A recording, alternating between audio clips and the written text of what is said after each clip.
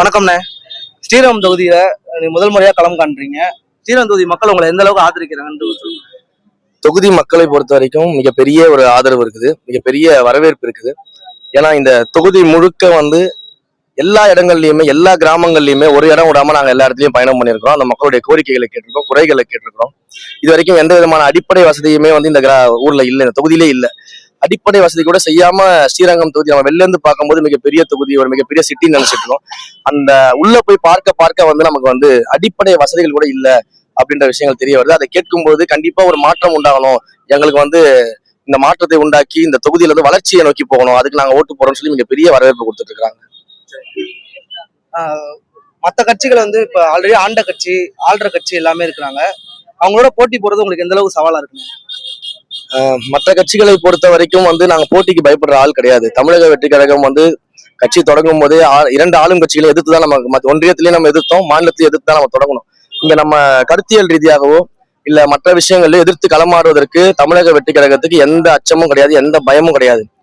ஆனா ஒரு மிகப்பெரிய மன வலி, ஒரு மன வருத்தம் என்ன அப்படின்னா, கிட்டத்தட்ட தொகுதியில நாங்க எல்லா இடமும் போயிருக்கிறோம், எல்லா இடமும் பார்த்துட்டோம். எல்லா மக்களுமே அடிப்படை வசதி நீங்க போய் பாத்தீங்கன்னா பல்வேறு கிராமங்கள்ல இன்றைக்கும் கழிப்பறை கிடையாது. மக்கள் வெளியில காட்டுக்குள்ள போகக்கூடிய சூழல் இருக்கு. இங்கே ஸ்ரீரங்கம் தொகுதி சிட்டிக்குள்ளேயே இருக்கு.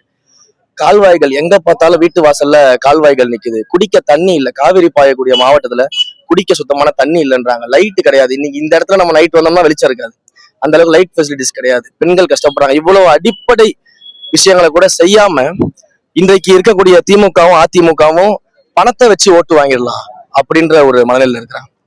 அதுல மிகப்பெரிய வருத்தம் என்னன்னா, கடந்த 2 நாளா எல்லா பொதுமக்களும் சொல்றாங்க, ஒவ்வொரு இடங்கள்லயும் திமுக வீடு வீடா போய் பணத்தை கொடுத்துட்டு இருக்காங்க. இன்னொரு பக்கம் அதிமுக வீடு வீடா போய் பணம் கொடுக்குறாங்க. திமுகவுல 8000 ரூபாய் கூப்பன் கொடுத்து, போலியான கூப்பனை கொடுத்து வாக்கு செய்துட்டு இருக்காரு அந்த வேட்பாளர். ஒரு உயிர் போயிடுச்சு. அதிமுகவுல செக் புக் கொடுத்து போலியான செக் தயாரிச்சு கொடுத்து வாக்கு கேட்கிறாங்க. இப்போ எங்களுடைய கட்சியை பொறுத்த வரைக்கும் நாங்க எல்லாருமே சாதாரண வீட்டுல இருந்து வந்திருக்கோம். ரொம்ப ஒரு ஏழ்மையான குடும்பம் தான். அண்ணனும் வந்திருக்கிறாங்க, பிரச்சாரம் பண்ண வந்திருக்கிறாங்க. மிக ஏழ்மையான ஒரு இடத்துல இருந்து வந்திருக்கிறாங்க. கிட்டத்தட்ட தமிழ்நாடு முழுக்க பிரச்சாரம் பண்ணிட்டு இருக்காரு. இப்ப நான் ஒரு ஏழ்மையான குடும்பத்துல இருந்து தான் வந்தேன். நம்ம எலெக்ஷன்ல நிக்கிறோம். நீங்க யோசிச்சு பாருங்களேன், இப்ப நம்ம இந்த மாதிரி ஏழ்மையான குடும்பத்துல மக்களுக்கு ஏதாவது நல்லது செய்யணும் அப்படின்னு சொல்லிட்டு தான் நம்ம எலெக்ஷன்ல நிக்கிறோம். ஆனா இந்த பெரிய கட்சிகள் என்ன பண்றாங்க அப்படின்னா, இது வரைக்கும் மக்களுக்கு ஊழல் பண்ண அந்த காசை, சுரண்டுன அந்த காசை, திருடின அந்த காசை, அடிப்படை வசதிகள் கூட செஞ்சு தராம விட்ட அந்த காசை இன்னைக்கு வாக்குகளுக்கு பணமா கொடுத்துட்டு இருக்கிறாங்க. ஓட்டுக்கு 1000 ரூபாய் இன்னைக்கு ஸ்ரீரங்கம் சட்டமன்ற தொகுதியில கொடுக்கறதாக பொதுமக்கள் சொல்றாங்க. கொடுத்துட்டு இருக்கிறாங்க, வீடு வீடா போய் கொடுக்குறாங்க. எலெக்ஷன் கமிஷன் எந்த நடவடிக்கையுமே எடுக்கல. அப்போ ஒரு ஃப்ரீ அண்ட் ஃபேர் எலெக்ஷன், ஒரு ஜனநாயக எலெக்ஷன்னா, இப்ப நீங்க ஒரு 20 கோடி ரூபாயை மக்களுக்கு கொடுத்து வாக்குக்கு பணமா கொடுத்து நீங்க எலெக்ஷன் நிக்கிறீங்க. நாங்க இருக்கிறத வச்சுக்கிட்டு தினமும் பிரச்சாரம் பண்ணி மக்களை சந்திச்சுட்டு, அப்புறம் எப்படி இது ஃப்ரீ அண்ட் ஃபேர் எலெக்ஷன்ஸ் ஆகும்? இது எந்த மாதிரியான ஒரு மனநிலையை உண்டாக்குன்னு யோசிச்சு பாருங்க. இன்றைக்கு நீங்க ஸ்ரீரங்கம் தொகுதியில் எங்க வேணா போய் கேளுங்க, திமுகவுடைய கேண்டிடேட்டோ அதிமுகவுடைய கேண்டிடேட்டோ ஊருக்குள்ளேயே போகல. ஊருக்கு வெளியில ஹைவேஸ்ல காசு கொடுத்து கூட்டிட்டு டாடா காமிச்சிட்டு பிட் நோட்டீஸ் கொடுத்துட்டு போயிட்டாங்க. நாங்க ஊருக்குள்ள போயிருக்கோம், ஒவ்வொரு ஊருக்குள்ள போயிருக்கிறோம், நடந்து போயிருக்கிறோம், 2 வீலர்ல போயிருக்கிறேன், சைக்கிள்ல போயிருக்கிறேன், வெஹிக்கிள்ல போயிருக்கிறேன், எல்லா இடமும் நான் உள்ள போயிருக்கிறேன். உள்ள போய் அந்த மக்களை பார்த்துட்டு வரேன்.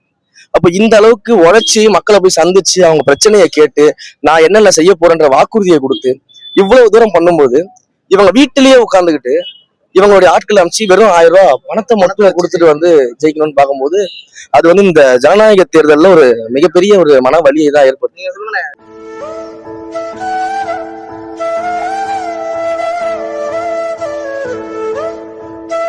திருட்டு கூட்டமே சிரிச்சுக்கிட்டு இருக்கும்போது இந்த சமூகத்துக்கு மிகப்பெரிய ஒரு மாற்றத்தை கொடுக்க ஒரு எளிய வீட்டு பிள்ளை நீ ஏன் அழுகுற?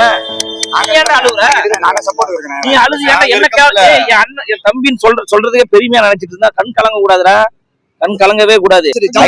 அகிலேண்டேஸ்வரர் கோயிலோட அந்த அம்மாவோட அருள் உனக்கு இருக்கு, அந்த ஆசீர்வாதம் உனக்கு இருக்கு. அது இந்த ஸ்ரீரங்க மக்களுடைய ஆரவாரம் இருக்கு, அன்பு இருக்கு, அரவணைப்பு இருக்கு. எந்த பக்கம் திரும்பினாலும் ரமேஷ் தான் ஜெயிக்க வச்சு நாங்க கொடுக்குறோம். இப்போ நீ முதல் இடத்துல இருக்கடா, நீ காசா கொடுத்த? எப்படி முதல் இடத்துக்கு வந்த? நீயா வேட்பாளர்? ரமேஷா வேட்பாளரு? அண்ணன் விஜய் தான் வேட்பாளரு. ரமேஷ் தான் விஜய், விஜய் தான் ரமேஷ். புரியுதா? இப்ப கருத்து கணிப்புல ஸ்ரீரங்கத்துல நம்பர் 1 யாரு இருக்கா? திமுக காசு கொடுத்துச்சா? அதிமுக காசு கொடுத்துச்சா? ஏன் அவங்களால நம்பர் 1 வர முடியல? மக்களுக்கு தெரியும்டா. நீ மக்களுக்காக உழைக்க வந்தவன், எளிய வீட்டு பிள்ளை, 3 வேளை சாப்பாடு கஷ்டப்படக்கூடியவன், ஒரு வறுமையான குடும்பத்துல இருந்து வரக்கூடிய ஒரு நபரு. மக்கள் உன் மேல நம்பிக்கை வச்சிருக்காங்க, நீ மக்கள் மேல நம்பிக்கை இல்லாம ஏன் கண் கலங்குற? கண் கலங்காத. இது வந்து ஆனந்த கண்ணீரா இருக்கணும், வெற்றியின் கண்ணீரா இருக்கணும். உன் பின்னாடி அவ்வளவு பேர் இருக்கிறாங்க, எதுக்காக இருக்கிறாங்க? நீ வந்து ஒரு நம்பிக்கை, குரலற்றவரின் குரலாக இருக்கக்கூடியவர் தான் ரமேஷ். தயவு செய்து கண் கலங்காத. உன்னுடைய வெற்றியை பார்த்து திமுக அதிமுக கண் கலங்கணும். ஐயோ, ஒரு சின்ன பையன் வந்து நம்மள வீழ்த்திட்டானேன்னு. சரியா? நீ ஆளு பார்க்கதான் சின்ன பையன், ஆனா உன்னுடைய செயல் ஒவ்வொன்றும் பாத்தீங்கன்னா மிகப்பெரிய அளவுல தாக்கத்தை ஏற்படுத்தக்கூடிய வந்து ஒரு செயல்பாடு. அதுவும் ஊடகத்துல உட்காந்து தம்பியை வந்து எதிர்கொள்ளவே முடியாது எவனாலையும். அது அந்த தீய சக்தி இருக்க, ஓம் சக்தி பராசக்தி, திமுக ஒரு தீய சக்தி. தீய சக்தியால வந்து தம்பியை எதிர்கொள்ளவே முடியாது. அந்த அளவுக்கு ஒரு ஆற்றல் வாய்ந்த தம்பி. தயவு செய்து கண் கலங்காத. நாங்களா இருக்கிறோம். இங்க வந்து பணம் எல்லாம் முக்கியம் கிடையாது தம்பி, மக்களுடைய குணம் தான் நமக்கு முக்கியம். அந்த குணம் உனக்கு இருக்கு, மக்கள் ஆதரவு உனக்கு இருக்கு. நீ வந்து மே மாசம் 4ஆம் தேதி சட்டமன்ற உறுப்பினர் ஆக போற. தயவு செய்து சந்தோஷமா இரு. ஏற்கனவே நீ சட்டமன்ற உறுப்பினர் ஆகிட்ட. இந்த வெற்றி என்பது சாதாரண வெற்றி கிடையாது தம்பி. எல்லாருடைய வீட்லயும் இருக்கிற ஸ்ரீரங்கத்துல எங்க போனாலும் ரமேஷ் தான். அது என்ன ரமேஷ்? டிவிகே ரமேஷ். அதேதான். அந்த அளவுக்கு மிகப்பெரிய ஒரு பேரு புகழ் வாங்கியிருக்கிற. அதனால அவன் 1000 இல்ல 10,000 கொடுத்தாலும் சரி, இல்ல 1 லட்சமே கொடுத்தாலும் சரி, ரமேஷுடைய வெற்றி எந்த கொம்பாதி கொம்ப நினைச்சாலும் தடுக்கவே முடியாது. கடவுளுடைய ஆசீர்வாதமும், தலைவர் அண்ணன் விஜய் அவர்களுடைய ஆசீர்வாதமும், ஸ்ரீரங்கம் தொகுதியில் இருக்க மக்களுடைய ஆரவாரமும் அன்பும் அவனுக்கு இருக்கின்ற பொழுது அவனுடைய வெற்றியை யாராலும் தட்டி பறிக்கவே முடியாது. பணம்லாம் ஒண்ணுமே கிடையாது தம்பி. இந்த மாதிரி நல்ல குணம் கொண்டவதான் இந்த சமூகத்துக்கு தேவை. அதனால கண் கலங்காத. நீ என்ன வேடிக்கை பார்த்துருக்கிற? பேசுங்க. ஐயா முகில் வீரப்பன் அவர்களோட உங்க தம்பி ரமேஷ் அவர்களை பத்தி ஸ்ரீரங்கத்துல நிக்கிறாங்க, அவங்களோட வெற்றியையும் அவங்களோட வேகத்தையும் நீங்க எப்படி பாக்குறீங்க? இல்ல, அவரு என்னுடைய சின்னவரு. நான் எப்போதுமே தம்பின்னு சொல்றது இல்ல. ஒரு மகத்தான மக்கள் தலைவரினுடைய அன்பு தம்பியாவும். இந்த திருவானைக்காவல் என்பது வரலாற்று சிறப்புமிக்க ஒரு பகுதி. காவிரி 2 பக்கமும் ஓடி வருகிற நடுமையத்துல நின்று நாம பேசிட்டு இருக்கிறோம்.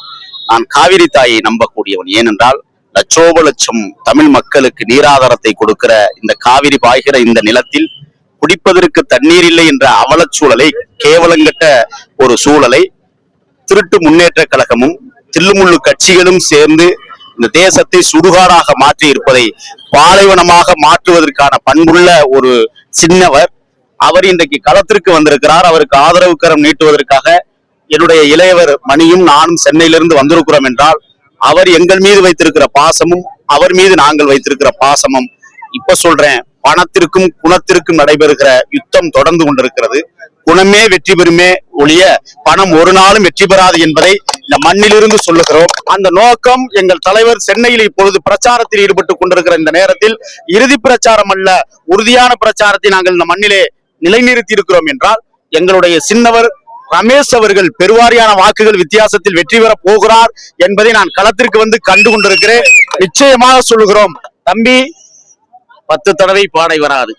பதுங்கி கிடக்கும் புளிய தமிழா, செத்து மடிதல் ஒரு முறை தாண்டா, சிரித்து கொண்டே போர்க்களம் வாடா, வா போர்க்களத்துக்கு போவோம்.